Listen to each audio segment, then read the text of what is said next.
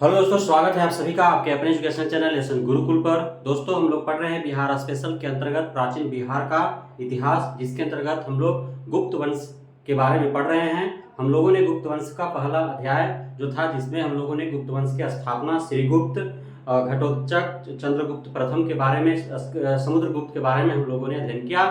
इस अध्याय में हम लोग पढ़ेंगे चंद्रगुप्त द्वितीय के बारे में, कुमारगुप्त के बारे में और गुप्त वंश के प्रशासनिक व्यवस्था के बारे में पढ़ेंगे। साथ ही हम लोग पढ़ेंगे गुप्त वंश के शासनकाल में किस प्रकार का समाज की रचना क्या थी। इन सभी बातों की जानकारी हम लोग इस अध्याय में प्राप्त करेंगे।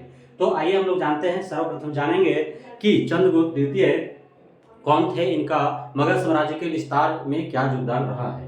चंद्रगुप्त द्वितीय ने शकों को पराजित किया था, क्योंकि चंद्रगुप्त द्वितीय के समय में जो है शकों का आक्रमण हुआ था। ये शक जो थे वे एक आक्रमणकारी टाइप के जो है बाहर से लोग थे, जो पश्चिम के, हमारे देश के पश्चिम के क्षेत्र में जो है वो आक्रमण करके वहां पे जो है उन्होंने अपना आधिपत्य कायम कर लिया था।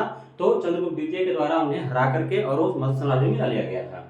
इस अवसर पर जब उन्होंने, चंद्रगुप्त द्वितीय ने जब शकों को पराजित किया, तो उस अवसर पर उन्होंने जो है एक उपाधि धारण किया, विक्रमादित्य का उपाधि धारण किया। यह प्रश्न जो है प्रत्येक एग्जामों परीक्षाओं में पूछा जाता है कि गुप्त वंश का कौन से शासक ने विक्रमादित्य का उपाधि धारण किया था, तो वह थे चंद्रगुप्त द्वितीय, है ना। उसके बाद इसी अवसर पर उन्होंने चांदी के सिक्के भी जारी किए।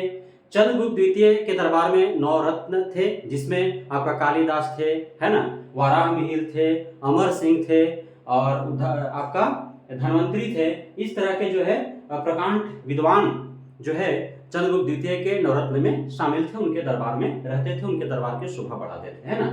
फाहयान चंद्रगुप्त द्वितीय के शासनकाल में ही भारत आए थे और फाहयान ने एक अपना यात्रा वृत्तांत लिखा है, जिसका नाम है फोकीकी। तो इसको आपको कैसे याद रखना है, फाहयान फोकीकी, फर्स्ट से फाहयान, फर्स्ट से फोकीकी, और उसमें जो है चंद्रगुप्त द्वितीय के बारे में जो है काफी ज्यादा वर्णन किया गया है। तो ये प्रश्न जो है हमेशा रेलवे में, एसएससी में, है ना, पीसीएस में, बीपीएससी में, आपका बीपीएससी शिक्षक भर्ती परीक्षा का भी एक महत्वपूर्ण प्रश्न बन जाता है कि फाहयान किस गुप्त शासक के शासनकाल में आए थे, तो वह था आपका चंद्रगुप्त द्वितीय। चंद्रगुप्त द्वितीय के समय में ही मेहरौल लौह स्तंभ का निर्माण कराया गया था, जो वर्तमान में कुवत उल इस्लाम मस्जिद में अवस्थित है। और ये जो मेहरौल लौह स्तंभ है, इसका सबसे बड़ा खासियत क्या है कि अब तक इसमें जंग नहीं लगा है। सामान्यतः लोहा के जो भी वस्तुएं हैं उसमें जंग लग जाते हैं, लेकिन जो आपका मेहरौल लौह स्तंभ है उसमें अब तक जंग नहीं लगे हैं। यह सबसे बड़ा खासियत है मेहरौल लौह स्तंभ का। तो यदि एक प्रश्न बन जाता है कि मेहरौल लौह स्तंभ कहाँ अवस्थित है, तो वह जो है आपका कुवत उल इस्लाम मस्जिद में अवस्थित है और इसमें अब तक जो है जंग नहीं लगे हैं।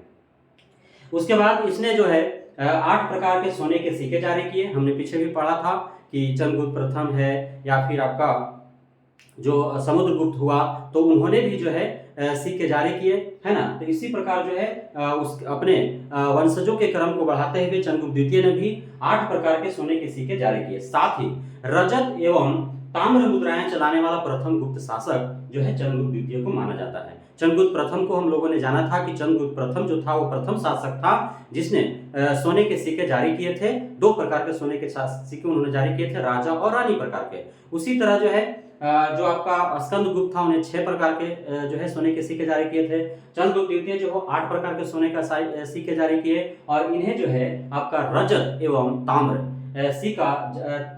ताम्र सिक्का या मुद्रा जारी करने वाला प्रथम गुप्त शासक के तौर पर चंद्रगुप्त द्वितीय को माना जाता है। वहीं अब आगे हम लोग इसी क्रम में आगे बढ़ेंगे तो हम लोग पढ़ेंगे कुमारगुप्त के बारे में। कुमारगुप्त के बारे में आप सभी जानते होंगे, क्योंकि यह बिहार में स्थित नालंदा विश्वविद्यालय के संस्थापक के तौर पर जो है कुमारगुप्त को ही जाना जाता है ना। तो नालंदा विश्वविद्यालय का निर्माण किसने करवाया, तो नालंदा विश्वविद्यालय का निर्माण जो है वह कुमारगुप्त ने कराया था, है ना। उसके बाद हुनों का पहला आक्रमण जो हुआ था वह कुमारगुप्त के शासनकाल में ही हुआ था और हुनों को पराजित करने के लिए कुमारगुप्त ने अपने पुत्र स्कंदगुप्त को भेजा था, है ना। उसके बाद जो है कुमारगुप्त को एक उपाधि प्रदान किया गया था, महेंद्रादित्य जो है कुमारगुप्त को कहा जाता था। क्या कहा जाता था, महेंद्रादित्य जो है कुमारगुप्त को कहा जाता था। और कुमारगुप्त के बारे में ऐसा बात सामने आता है कि गुप्त वंश के शासकों में सबसे अधिक मुद्राएं जारी करने वाला जो है वो कुमारगुप्त ही था। लगभग 15 प्रकार के मुद्राएं जिन्होंने जारी किया था। वहीं जो है आगे स्कंदगुप्त जो कुमारगुप्त का पुत्र है, उसका सबसे बड़ा जो है सफलता प्राप्त हुआ था कि उसने उसने जो है हुनों को पराजित किया था। हुनों के आक्रमण से मगध साम्राज्य का जो है सुरक्षा प्रदान किया था। और स्कंदगुप्त के बारे में और एक सबसे बड़ी बात है कि जो आपका सुदर्शन झील है, सुदर्शन झील का जीर्णोद्धार जो है स्कंदगुप्त ने ही किया था। किसने किया था? स्कंदगुप्त ने सुदर्शन झील का जीर्णोद्धार किया था। और गुप्त वंश का अंतिम महान शासक के तौर पर जो है वो आपको स्कंदगुप्त को माना जाता है। 4 प्रकार के इसने स्वर्ण मुद्राएं जारी किया। उसके बाद जो है भानुगुप्त आते हैं, है ना। भानुगुप्त के समय ही एरन अभिलेख से हमें प्राप्त होता है कि सती प्रथा का उस समय प्रचलन था। किसे? एरन अभिलेख से हमें प्राप्त होता है कि उस समय जो है सती प्रथा का प्रचलन था। उसी में आपका विष्णुगुप्त जो है वो गुप्त वंश के अंतिम शासक के तौर पर जाने जाते हैं। तो ये जो थे आपका गुप्त वंश से जुड़े महत्वपूर्ण राजाओं के बारे में हम लोगों ने पढ़ा। अब जो है गुप्त वंश के प्रशासनिक व्यवस्था के बारे में हम लोग जानते हैं कि गुप्त वंश के समय प्रशासनिक व्यवस्था का क्या जो है हाल था। तो प्रशासनिक व्यवस्था में देखा जाए तो हम लोगों ने मौर्य वंश के प्रशासनिक व्यवस्था के बारे में जाना था। वहां पे जो है केंद्रीकृत सरकार था और राजा दैविक शक्ति के रूप में राजा को नहीं, राजा एक ऐसा वह अपने आप को इस तरह से साबित कर रखा था कि प्रजा का वह जो है एक देख रेख करने वाला है और उसके अधीन प्रजा जो है खुशहाल रहे। लेकिन वहीं पे यहाँ गुप्त शासन काल में देखा जाए तो जो राजा है वह दैविक शक्ति रखता था अपने पास। हालांकि मौर्यों के समान जो है गुप्त वंश के समय जो है सत्ता केंद्रीकृत नहीं था, लेकिन फिर भी जो है राजा का विशेष महत्व होता था, है ना। गुप्त वंश के समय जो है आपका सामंती व्यवस्था का विकास बहुत ज्यादा हुआ।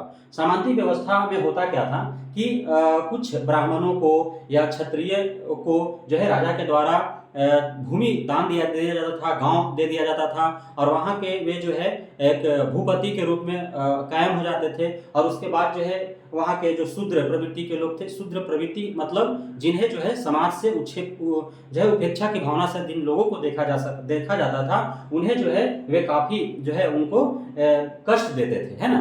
तो ये जो है सामंती व्यवस्था का विकास जो है गुप्त वंश के शासनकाल में हुआ। हालांकि इसका शुरुआत सातवाहन शासनकाल में हुआ था।